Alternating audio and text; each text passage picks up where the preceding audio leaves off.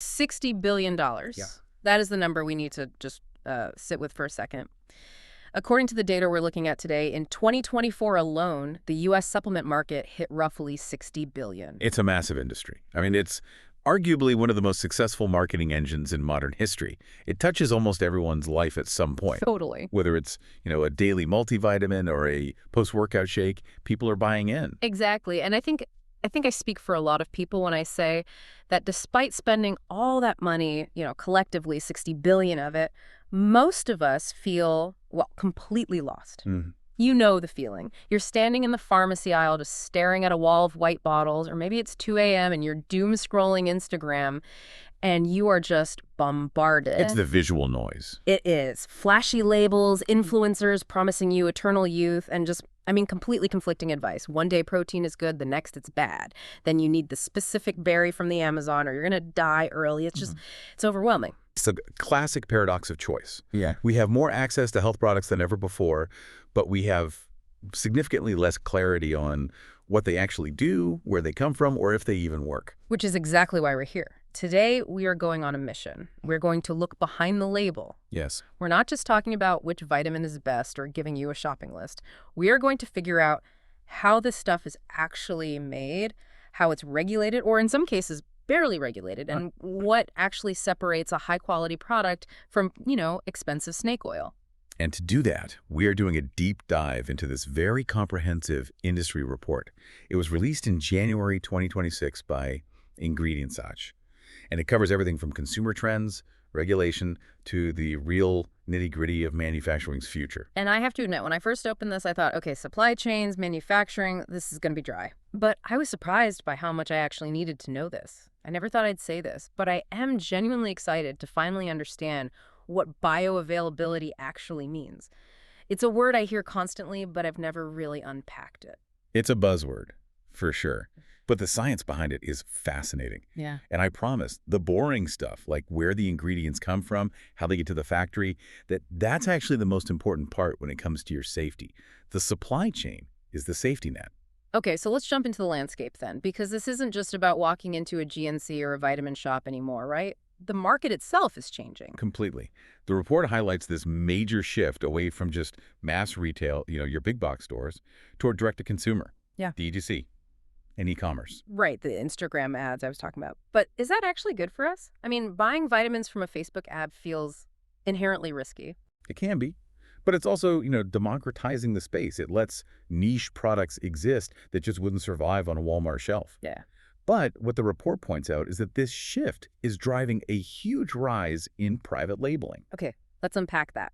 Private labeling sounds like store brand, which I usually associate with the cheap, generic version of the real thing, like buying Toasted O's instead of Cheerios. And historically, that was a fair comparison. But in the supplement world, private labeling is how retailers partner with these contract manufacturers to spin up their own brands really quickly. It's a fast path to scale. So an influencer can just wake up, decide they want a brain-focused pill, and have it manufactured without ever owning a factory. Exactly. They hire a contract manufacturer who already has the formula. And because the competition is so fierce, these private labels aren't just copying anymore, they are trying to innovate. And this connects to the biggest trend the report identifies, the clean label shift. Clean label. I see this everywhere. Is it just marketing fluff? It feels like one of those terms that sounds nice but doesn't have a real legal definition. You're right. It doesn't have a strict legal definition, which is part of the problem. But broadly, it's a consumer demand that's completely reshaping manufacturing. It means organic, non-GMO, allergen-free, responsibly sourced ingredients. But the key here, and what the report really emphasizes, is that clean label is driving a demand for transparency. Transparency. In what sense? In a literal sense. Mm-hmm. In a market worth $60 billion, transparency is the new currency. Brands that can prove where their stuff comes from, what we call traceability, they're the ones winning.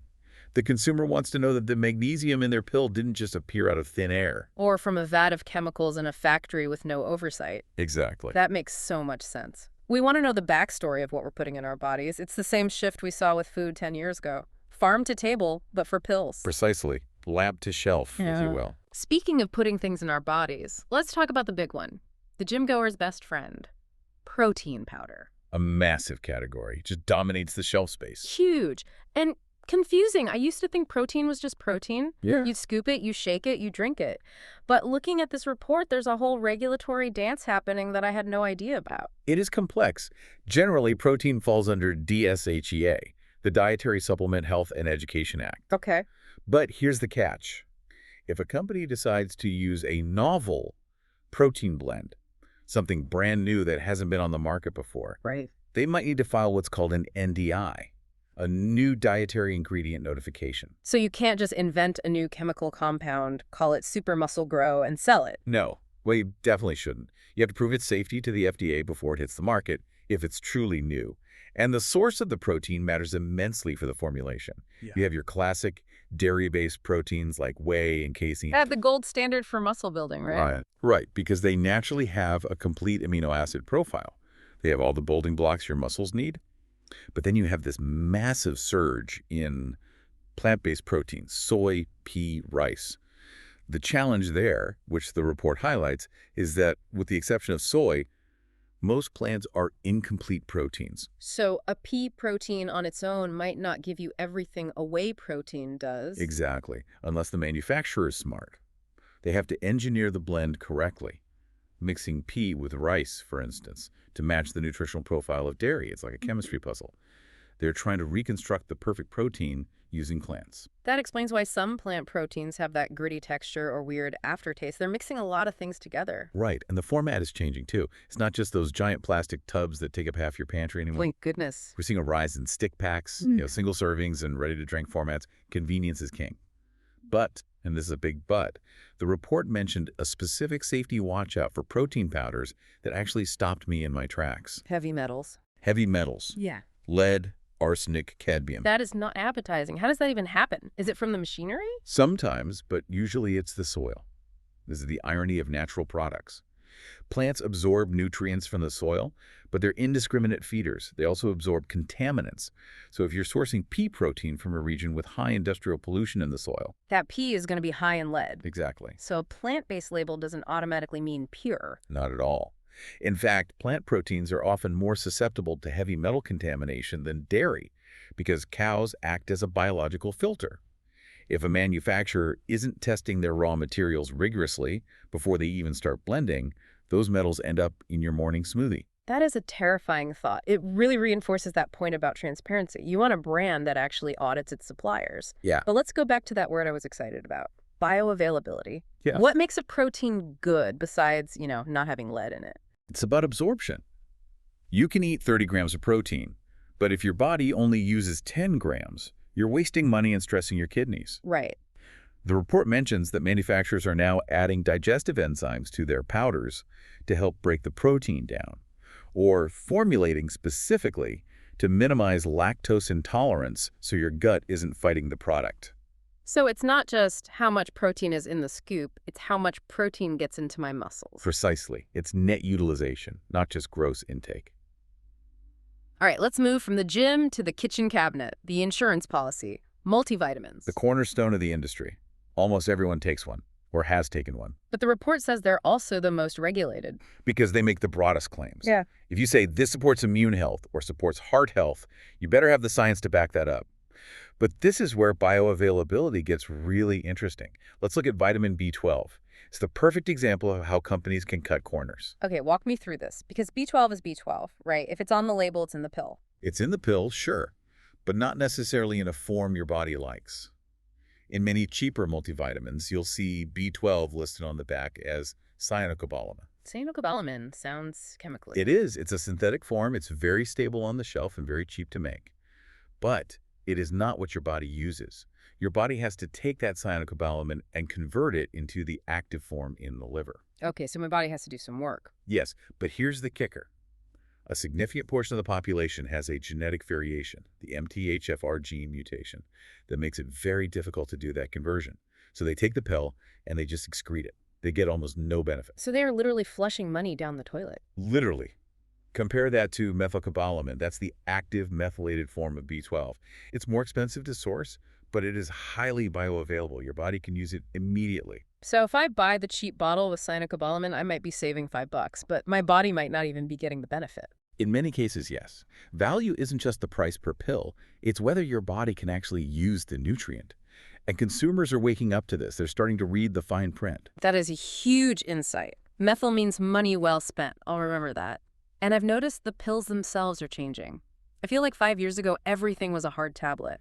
Now adults are eating dummies like they're candy. The pill fatigue is real. Nobody wants to swallow a horse pill every morning. Delivery formats are shifting rapidly to gummies, soft gels, and controlled release options. But the biggest trend in multi-sols isn't just the shape, it's the targeting. Personalization. Yes, the one-size-fits-all multivitamin is fading. We're seeing personalized blends for immunity, for specific age groups, for gender, for gamers, for stress. It's about meeting the consumer where they are. Okay, let's talk about the wildest category in the report, living things, probiotics. The most challenging category by far. Because we're essentially trying to eat bacteria, right? Which Right. goes against everything we learned in food safety. Beneficial bacteria, yes. But the challenge, as the report puts it, is keeping them alive. These are living organisms. If they get too hot during shipping or sit on a warehouse shelf too long, they die. And dead probiotics don't do much for your gut. So you could be buying a bottle of Nothing. just dead bacterial carcasses. Correct. And you wouldn't know the difference. The report notes that this is a nuanced space for regulation. In the U.S., you need serious proof for clinical claims, but shelf stability is a gray area. But the real innovation here is something called symbiotics. Symbiotics? Sounds sci-fi. It's actually very logical. It's the combination of probiotics, the bacteria, and prebiotics. The prebiotics are. The food for the bacteria. Think of fiber. It's like sending the soldiers into battle with their own lunchboxes. I love that analogy. If you just send the soldiers, the probiotics, into the harsh environment of your stomach acid without any food, they starve and die. Symbiotics package the food with the bacteria to work synergistically, ensuring they survive and thrive in your gut. That makes a ton of sense. Now, what should I look for on the label? Because I see numbers like 50 billion CFU, and I assume bigger is better? Not always. More isn't better if they are the wrong kind. The report advises strain-level labeling. You want to know exactly which strain of bacteria is in there, like Lactobacillus rhamnosus GG, because different strains do different things. Yeah. But here's the most critical tip regarding that 50 billion number. Hit me. Look for the CFU count that stands for colony-forming units at the time of expiry. Wait, really? Is there a difference? A huge difference. Many brands list the count at the time of manufacture. So right when they made it in the factory, there were 50 billion. But if half of them die in the bottle over the next 6 months, by the time you swallow it, you might be getting 10 billion. That feels deceptively legal. Yeah, it is common practice.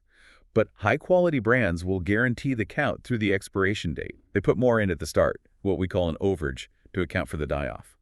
You want a guarantee of what's alive when you actually take it. That is a game changer. I'm going to check my fridge as soon as we're done.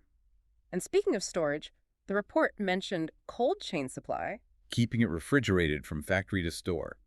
Or using technologies like microencapsulation, putting little armor suits on the bacteria to protect them so they can be stable at room temperature. Okay, we've touched on it a few times, but I want to dive into the alphabet soup of regulation. This is the stuff that usually makes people's eyes glaze over, but you promised me it was important. It is the backbone of safety. If you don't understand this, you don't understand what you're buying. So we have DSHEA, CGMP, NDI. Decode this for us. Okay, DSHEA is the law that draws the line in the sand between supplements and drugs. It's why you can buy vitamin C without a prescription, but not antibiotics. It puts the burden of proof on the FDA to prove a supplement is unsafe before they can pull it, rather than requiring the brand to prove it works before they sell it. That sounds risky for the consumer. It's innocent until proven guilty. It allows for access and innovation, but yes, it carries risk. That's why we rely on CGMP. That stands for Current Good Manufacturing Practices. These are the FDA rules for how a factory must run. Cleanliness, record-keeping, process control. Hygiene rules. Much more than hygiene, it's about consistency. It ensures that pill number 1 is chemically identical to pill number 1 million. And then there's the NDI new dietary ingredient notification. That's what a brand has to file if they invent a totally new ingredient that hasn't been used before. Okay, so those are the rules. But let's be real. Rules get broken. How do we know if a company's following them? The report mentioned a passport for products. The Certificate of Analysis, or COA. This is a document that proves the raw material is exactly what it says it is. It's how a manufacturer proves they aren't buying chalk dust and selling it as calcium. And looking for that adulteration we talked about. Oh, right. Testing labs use things like mass spectrometry to screen for pesticides, mycotoxins, which is mold, and those heavy metals. But here's the actionable advice for you. You can't usually see the COA yourself unless you ask the brand directly. So look for third-party badges. These are the seals on the bottle. Yes, look for seals from USP, NSF, or Informed Sport. What do those actually mean? Is it just a paid membership? No, these are independent auditing organizations. If that seal's on the bottle, it means someone neutral checked the homework. They went into the factory, they tested the pills, and they verified that what is in the bottle matches the label and that it is free from banned substances. That is huge. It takes the guesswork out of it. If you see NSF or USP, you know there's a baseline of quality. Exactly. If a bottle doesn't have those, it doesn't mean it's bad. But you are taking the brand's word for it. In a market this big, that peace of mind is worth looking for. The report also touched on global differences. Is it the same everywhere? Not at all. The U.S. is considered relatively open because of DSHEA. But Europe and the UK focus on novel foods approvals and risk assessment. It's a different approach, often stricter on what ingredients are allowed in the first place. So a high-octane pre-workout you buy in Miami might be completely illegal to sell in London. Because of the stimulants used, yeah. Geography determined your biology, in a way. Interesting. Okay, let's look forward. We've covered the now, but what does the future look like according to Ingredientsage? The future is personalized and tech-driven. The key concept here is nutrigenomics. Nutrigenomics. That sounds like a Marvel movie plot using your genes to pick your vitamins. Precisely. It's the intersection of nutrition and the genome. Imagine taking a DNA test, sending it off, and based on your specific genetic markers, like that MTHFR mutation we discussed for B12, getting a custom formulation sent to your door that addresses exactly what your body lacks. That seems incredible, but also incredibly expensive. For now. But as data-driven product development grows, the cost comes down. We're seeing a shift toward outcome-based claims. Brands aren't just selling ingredients anymore, they're selling results based on data. They'll track your sleep or your biomarkers and adjust the formula next month. It's like a software update for your body. And what about the physical side of things? We talked about supply chains being boring but important. Resilience is the word. We live in a volatile world. Geopolitical events, seasonality, crop yields, these all affect whether your supplement is available. The report discusses nearshoring. Moving production closer to home. Yes, to reduce risk. If you rely on a single harvest of rhodiola in a politically unstable region of Asia, your whole business is at risk. Manufacturers are diversifying where they get ingredients to ensure they don't run out. And finally, sustainability. We can't have a deep dive in 2026 without talking about the environment. Packaging is the big frontier here. The industry is drowning in plastic tubs. There's a massive push moving away from plastic toward recyclable materials. But it's tricky. You need packaging that protects the product from moisture and air, which plastic is very good at. Right. If the eco-friendly bag lets moisture in, your powder turns to a brick. Exactly. The innovation lies in finding eco-friendly materials, bioplastics, compostables that don't compromise that shelf life. It's a balancing act. So to recap our deep dive today, we have learned a ton, and I feel like I can actually navigate the aisle now without a panic attack. That's the goal. First, ingredients matter. It's not just about the name on the front, but the form on the back, bioavailability. We want methylcobalamin, not cyanocobalamin. We want complete protein profiles. Second, transparency is key. The COA, the third-party testing. Those badges like USP and NSF are your friends. Don't trust, verify. And third, the future is personalized. We're moving away from the one-pill-fits-all approach to something much more tailored to our specific bodies. And that ties back to you, the listener. You vote with your wallet.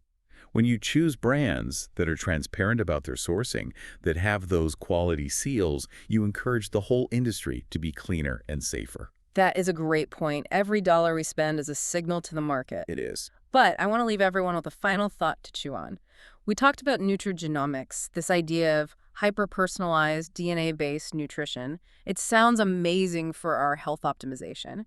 But think about the intersection of data and health. It raises some massive questions. It does. If we're sending our DNA to supplement companies to get the perfect stack, who owns that data? As we move toward this perfect vitamin stack, we are essentially trading our genetic privacy for a slightly better night's sleep or better gym recovery. Are we really ready to share our blueprint with manufacturers? It's something to think about the next time you look at a label. That is the big question. Thanks for listening to The Deep Dive. We'll catch you on the next one.